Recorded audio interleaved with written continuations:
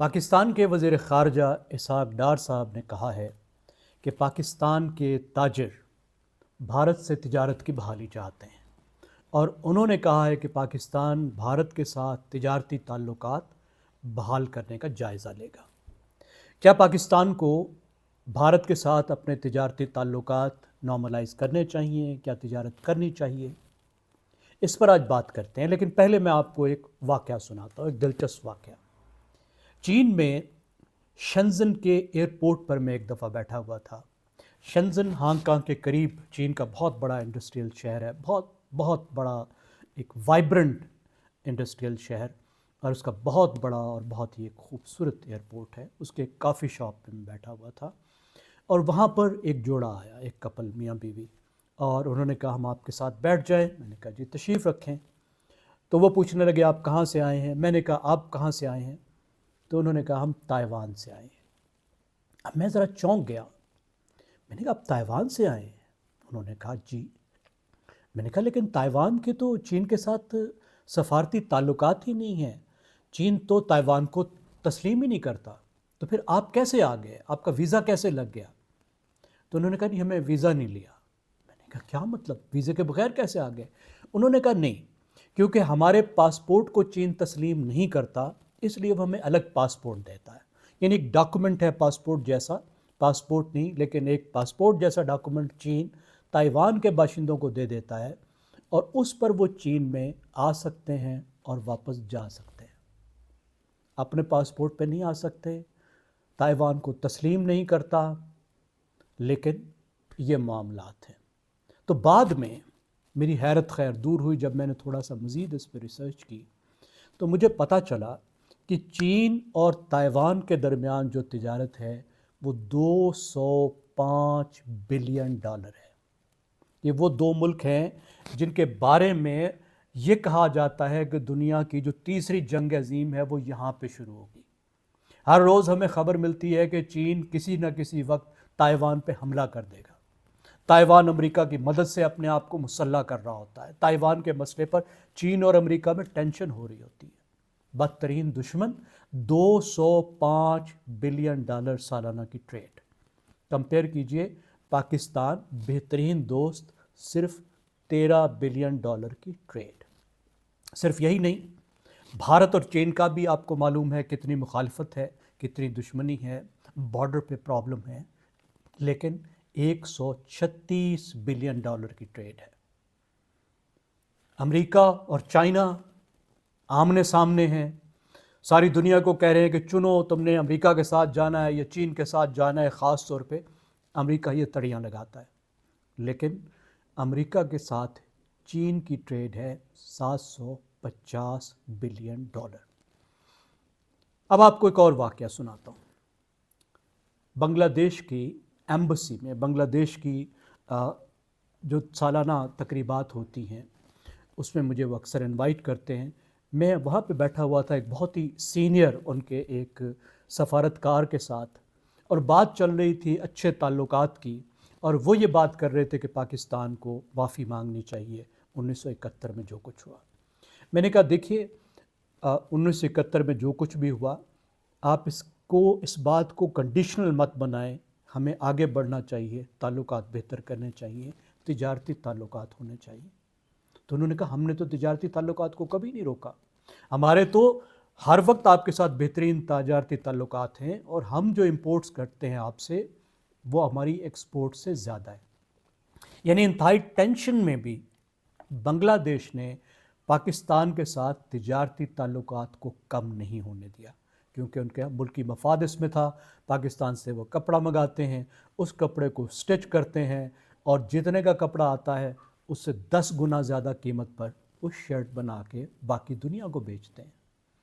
بلکہ یہ بھی ہوا ہے کہ پاکستان سے سرمایہ دار گئے ہیں وہاں، اور وہاں جا کے انہوں نے انڈسٹری بھی لگائی ہے۔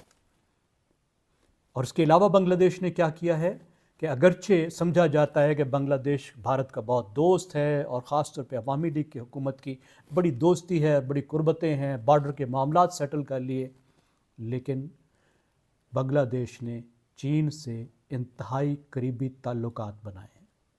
پاکستان کے بعد چین نے سب سے زیادہ جہاں انویسٹ کیا ہے، جو ان کا بیلٹ اینڈ روڈ انیشیٹو ہے BRI کے تحت، وہ بنگلہ دیش ہے۔ بڑے بڑے پروجیکٹ بنگلہ دیش میں چین کی مدد سے ہوئے ہیں، جس میں پدما برج بھی شامل ہے اور سپرا پاور پلانٹ بھی شامل ہے۔ اب ہم پاکستان اور بھارت کی طرف آتے ہیں۔ پاکستان اور بھارت کے درمیان جو تجارت ہے، اسے پاکستان نے یک طرفہ طور پر کشمیر کے مسئلے پر بند کر رکھا ہے، لیکن کچھ چیزیں ایسی ہیں جس کے بغیر ہمارا گزارا نہیں، تو ہم میڈیسن وہاں سے منگواتے ہیں۔ لیکن ایک اور مذاق ہو رہا ہے، ڈائریکٹ ٹریڈ تو نہیں ہے، لیکن بہت سی انڈائریکٹ ٹریڈ موجود ہے۔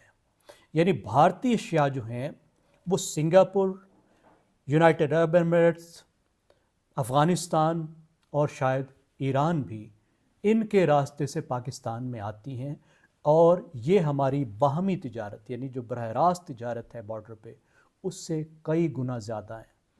حقیقت یہ ہے کہ اس کا پتہ ہی نہیں کہ اس کا کوانٹم کیا ہے، کیونکہ اس کو اس طریقے سے ہم گنتے ہی نہیں ہیں۔ تجارت ہو رہی ہے، لیکن دونوں ملکوں کو اس تجارت کا جتنا فائدہ ہونا چاہیے اتنی نہیں ہو رہی۔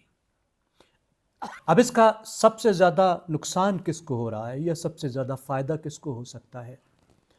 وہ دو قسم کے لوگ ہیں، ایک کسان اور دوسرے کنزیومر۔